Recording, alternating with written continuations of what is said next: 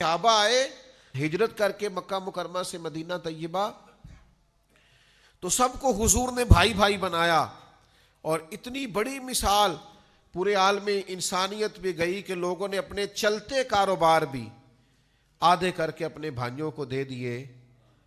لیکن حضرت عبد الرحمن ابن عوف، کچھ لوگ بڑے بے نیاز ہوتے ہیں، وہ بس اللہ کی ذات پر بھروسہ کرتے ہیں۔ وہ ان کا بھی حضور نے ایک انصاری کو بھائی بنایا تھا، تو انہوں نے کہا میرا مکان بھی آدھا تیرا ہے، کاروبار بھی تیرا ہے، یہ پیسے بھی تیرے ہیں، فکر کوئی نہیں کرنی۔ تو آپ فرمانے لگے میرے بھائی تیرا بڑا شکریہ، تو نے جو دیا تھا وہ آ گیا، مجھے ایک رات ہو گئی ہے مدینے آئے ہوئے، مجھے منڈی کا رستہ بتاؤ، یہاں تجارتی منڈی کہاں ہے؟ میں انشاءاللہ صبح جاؤں گا اور جا کے محنت کروں گا، اور میرا رب فضل فرمائے گا اور مجھے اپنے کرم سے، اپنی رحمت سے رزق عطا کرے گا۔ میری خواہش یہ ہے کہ مجھے اللہ دے اور میں تیرے ساتھ بھی کوئی خدمت کرنے والا بنوں۔ تو قوت بازو پر وہ ہمارے نوجوان اللہ فضل کرے۔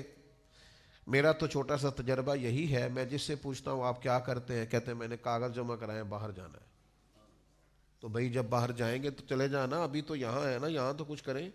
ایک ہی پیشہ برا ہے، کسی کے سامنے ہاتھ پھیلانا، باقی جو ریڑھی لگاتا ہے بڑا عزت والا آدمی، جو صبح جھاڑو دے کے رزق کماتا ہے، اس کی بڑی بات ہے۔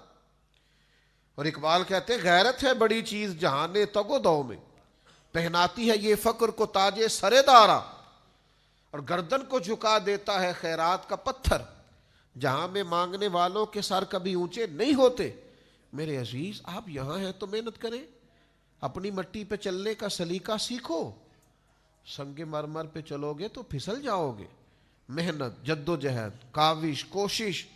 ہم نے سرکاری اسکول میں تعلیم پائی ہے، ایسے دوست بھی، کلاس فیلو بھی ہم نے رکھے ہیں جو 3 مہینے کی چھٹیوں میں مزدوری کرنے لگ جاتے تھے۔ کہتے تھے ابا جی اتنا بوجھ نہیں اٹھا سکتے، ان سے فیس لینے کو دل نہیں چاہتا، تو کوشش کرتے ہیں کہ چلو کوئی یہ 3 مہینے ہیں تو کوئی مزدوری کر لیں، پارٹ ٹائم شام کو کوئی کام کر لیں۔ زیادہ تعلیم ان لوگوں نے حاصل کی ہے جو آدھی قیمت میں اردو بازار سے کتابیں لیتے تھے، اور پھر جب پڑھ لیتے تھے تو پھر وہ بیچ دیتے تھے کہ ہمیں اگلے سال کی کتابیں بھی خریدنی ہیں۔ لیکن کفایت شعار تھے، محنتی تھے، جد و جہد کا جذبہ رکھتے تھے۔ یہ بڑا عجیب دور آیا ہے جب لوگوں کو دعوتیں کھانے کا شوق ہے، آج تجھے پالٹی ڈالیں گے تو کل پرسوں کو کہیں گے تو ترسوں اس کو کہیں گے۔ تو یہ مزاج آپ کو آہستہ آہستہ کمزور کر دے گا، ذہنی طور پر بھی، قلبی طور پر بھی، اخلاقی طور پر بھی۔ وہ لوگ